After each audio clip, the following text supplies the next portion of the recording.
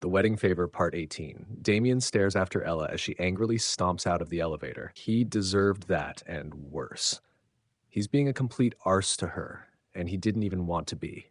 Well, no, he very much meant to hurt her feelings, but that was before he realized he would actually have to see Ella's feelings get hurt. Watching her pull away from him like that evaporated all his anger and upset. Now all he's left with is feeling guilty. Not that Ella notices anything of his inner turmoil. The few locks of hair that have escaped her updo flow behind her with the speed she's walking away from him. The back of her neck is flushed in her anger, which is a sight Damien will never get enough of. Her old jeans hug her hips, and the wear and tear on her thighs show the occasional flash of pink skin.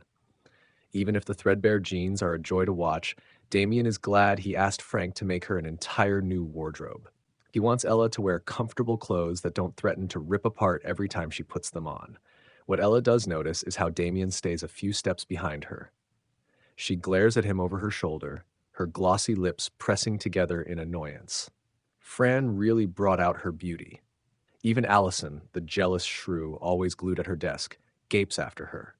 Damien narrows his eyes at her. If she dares to say Ella cleans up well, he's not going to wait for Uncle to get rid of her. The receptionist glances at Damien, mouth quirking up into a grin, but the smile instantly falls when she notices his glare. Good.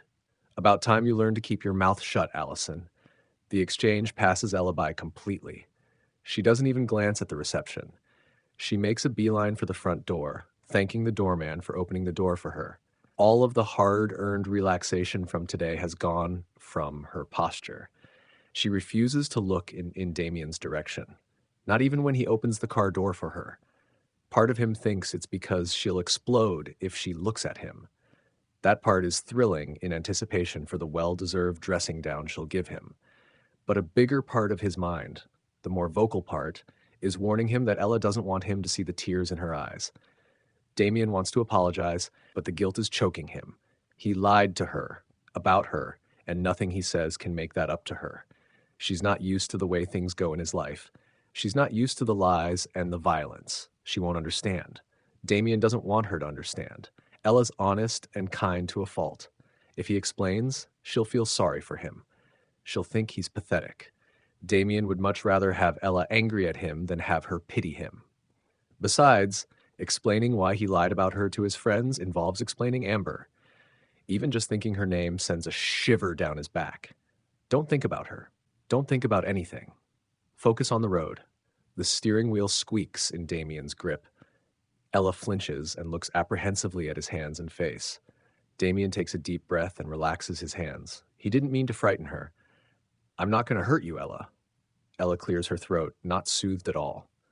Not until I say something I'm not supposed to, right? The bite in her voice sends an entirely different kind of shiver down his back.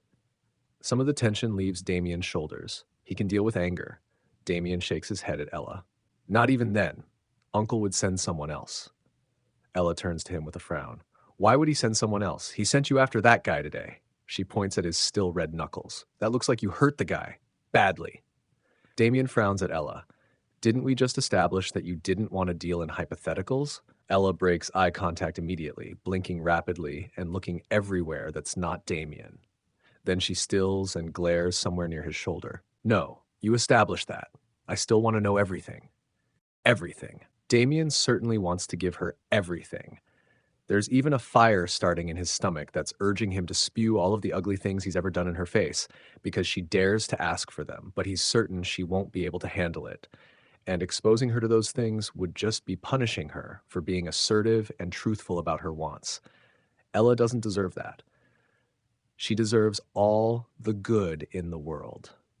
Getting the fire in his chest to die down takes some effort, and the silence between them stretches on. Damien can feel Ella's eyes on him, but he refuses to look at her. She has a way past his defenses, and her baby blues are a big part of it. It's best not to give her an easy chance to change his mind. Too bad Ella doesn't want to let the silence be. She lasts a full 2 minutes before she turns to Damien again. You can't just ignore me until I shut up. I thought we were, that you wanted. I wanted to be friends, at least. Her anxious stammering warms Damien's insides. But I can't be friends with someone that just freezes me out. So don't keep things from me on some misguided attempt to protect my feelings or something.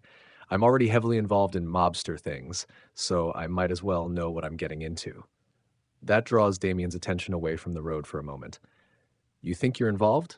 He doesn't bother hiding the incredulity in his voice. Ella hunches in on herself. Yes, I've been meeting people involved in your business, no?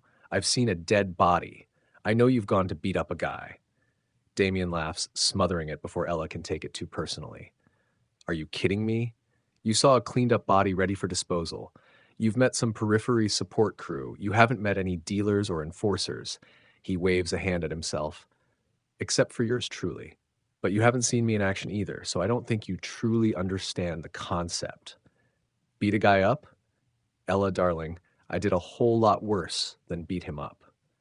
Ella's leaning all the way against the door, the furthest away from him she can get. Her eyes are wide and her lips are tight. Damien takes a deep breath and releases it in a long sigh. He blinks slowly as he tries to get on top of the raging whirlwind in his head. Ella gets past his defenses so easily. The one thing he didn't want to do is exactly what he did. He lashed out at her. You have a very pleasant view of mafia life. You are not involved in the business at all. You know it exists, vaguely. Timmy, the guy I took care of today, he is involved. He's taken part in robberies and hits. He knows some actually damaging things. He wasn't a victim here, not like you are. He was a bad guy before he joined the crew, and I was simply reinforcing the kind of bad we are willing to tolerate. Ella stays silent for a few heartbeats until Damien glances at her again. She's no longer pressed against the door. She's now just leaning against it with a slight frown. Damien leaves her be, throwing an occasional glance her way to gauge what she's thinking. He has no idea until she actually decides to elaborate. I'm not a victim. I asked for this. You didn't know what you were asking for. Ella glares at him, fire in her eyes. I knew. Enough. Damien stares at her out of the corner of his eyes. She seems absolutely certain of that. The skittishness appears to have left her, and she's back to the strong, independent woman that walked up to Uncle and asked for an escort. Damien nods lightly, and Ella smiles grimly. She settles back in her seat and wipes a lock of hair out of her face. She nods to herself. Good. I'm not a victim. It takes a few more minutes for Damien's muscles to fully relax again, but by the time Ella has gathered her thoughts, Damien's ready for her. So what's this about you having a private plane and me flying on it? Damien thought he was ready, but then she came out with that non sequitur. I thought it would be easier than a commercial plane? It's phrased as a question because he simply planned the trip without thinking about it. It's how he gets around the world. Ella throws him a disbelieving look. Organizing an entire plane ride is easier than getting a ticket on an already established flight. Damien scrunches up his nose in disgust. It's certainly easier on my general mood. Plus, I have access to a private plane. I need to get multiple people to the same place anyway, and I refuse to sit in a tiny seat next to strangers. The snort that elicits from Ella makes Damien's heart skip a beat.